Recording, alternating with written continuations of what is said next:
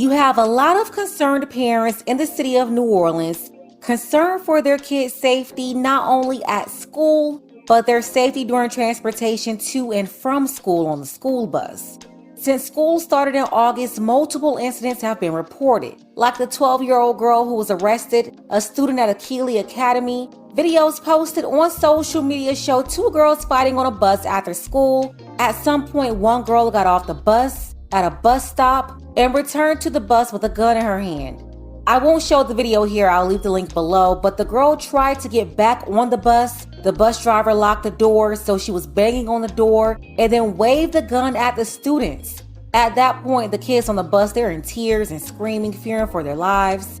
And it appears that 12-year-old girl, she retrieved the gun from a nearby car and came back to confront the student she fought with, who was still on the bus. The incident occurred on August 19, 2022 at approximately 2:30 p.m. in the Gentilly Woods neighborhood of New Orleans.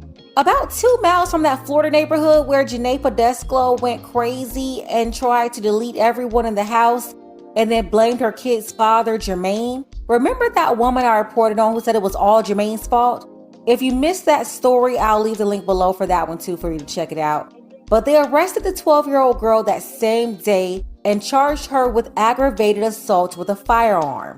They also arrested her mother and charged her with principal to aggravated assault and contributing to the delinquency of a juvenile.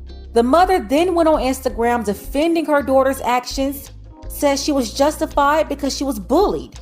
She called out the parents of the children of Achille Academy and said their children are messy.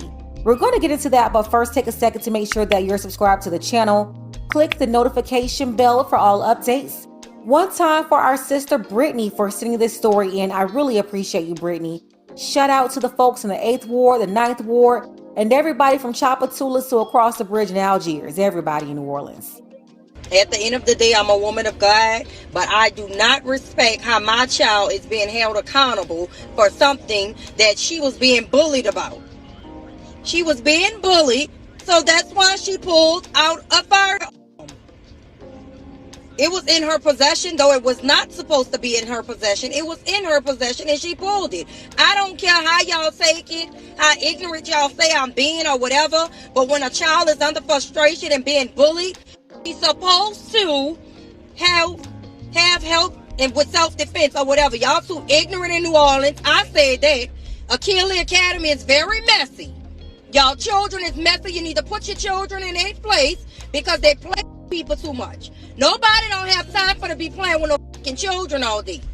Children play with people too much. Y'all need to conduct yourself in the right manner. Show the whole video clip. Absolutely out of order. She's an adult, not a kid, but she's behaving like one of the kids.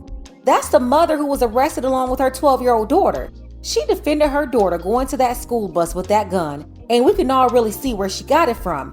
It's pretty obvious that the girl got the gun from her mother, who gave it to her to defend herself. Very similar to that case down in Orlando, Florida. You know, the one I covered some time ago, where the mother picked a fight with another woman at an apartment, handed a bag over to her 10-year-old daughter. The daughter pulled a weapon out of the bag and shot the 41-year-old woman who her mother started the fight with. And then remember, that was allegedly the 10-year-old girl's second body. If you missed that story, you definitely have to check that one out too. But what I'm seeing here is a pattern of mothers, mostly millennial mothers, grooming their daughters to be menaces to society. In all of these cases, the responses of the mothers and their daughters come with the attitude of that's what they get, or, like, and what?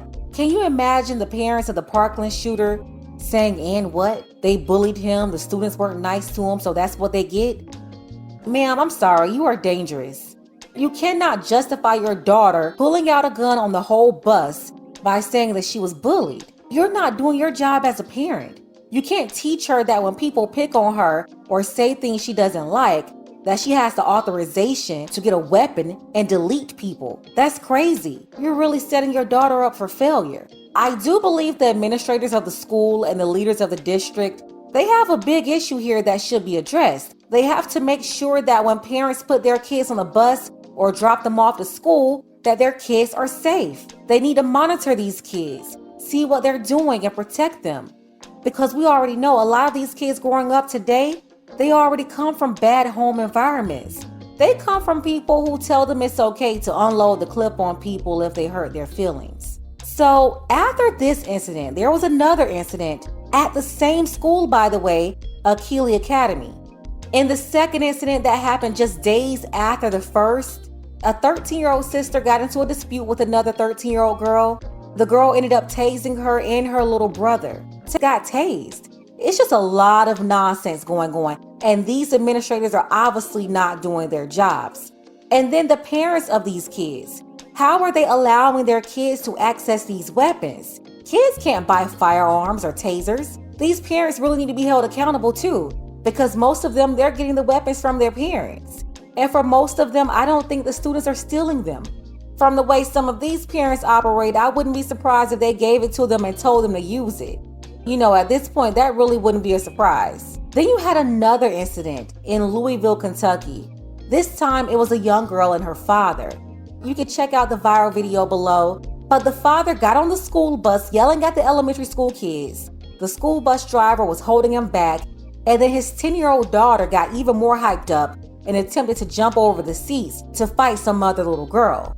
Here's where the father really lost his mind, and he's completely out of order for this. He cursed at the little girl and called her a B. I'm sorry, he's out of order for that. Like, sir, how old are you? You're an adult. They're kids.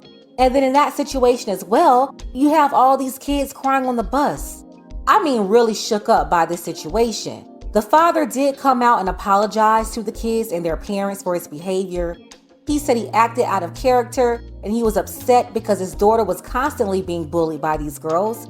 And he went to the administrators and still nothing was done. Then his daughter came home with a lump on her head and that set him off. You know, still no excuse to curse out those kids and run up there like he was physically about to do something to them if the school bus driver wasn't there to hold him back. He's out of order for that. Just like the mother in New Orleans was arrested. She's basically the one who gave her daughter that gun to go and physically harm those other kids. And that right there could have definitely been a fatal situation. I think both parents overreacted. The difference is the father in Louisville recognized that he was wrong and he apologized to those kids and their parents. The woman in New Orleans, though, she got on Instagram and doubled down on what she and her daughter did. And instead of taking any accountability, she just blamed the kids and their parents. Much different from Tamika in New Orleans. That 13-year-old girl tased her 13-year-old daughter and her 9-year-old son. You know what Tamika said? She said, I'm pulling my kids out of that school.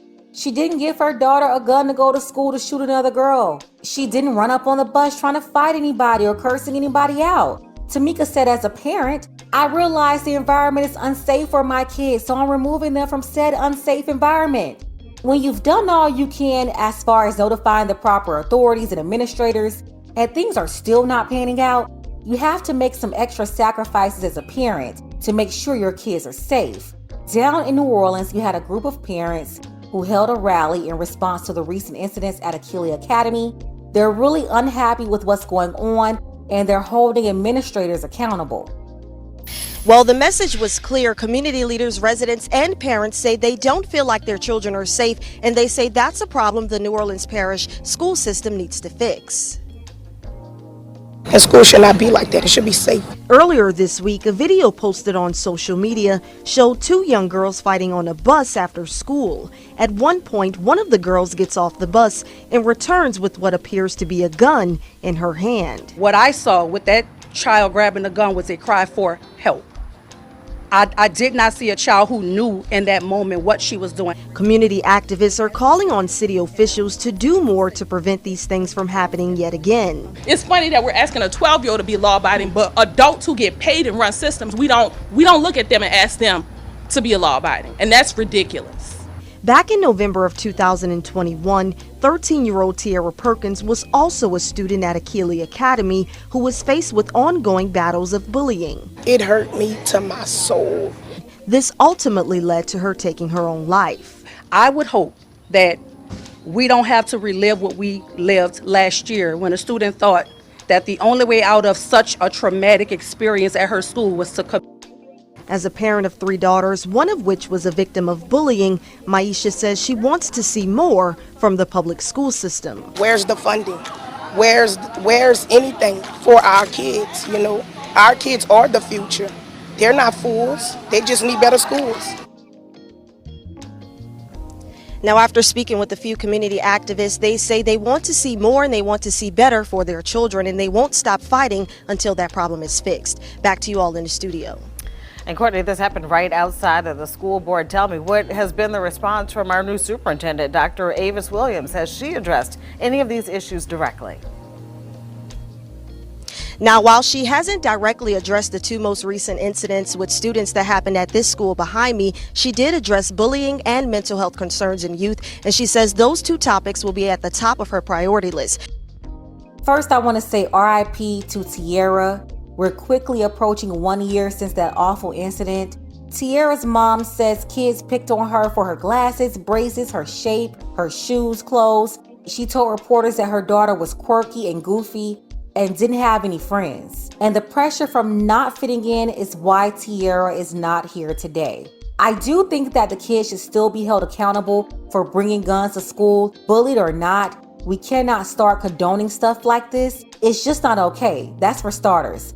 But the deeper issue is not just kids bullying. It's really adults neglecting the kids, the administrators and the parents. And then these problems really start at home. The kids doing the bullying, they have issues as well. Most of those issues with their environments at home. Who's raising these kids? What's going on in the house? What's happened to them to lash out that way and do what they do to other kids? I'm saying something is going on with these kids. And then you have other kids being raised by parents with no conflict resolution skills.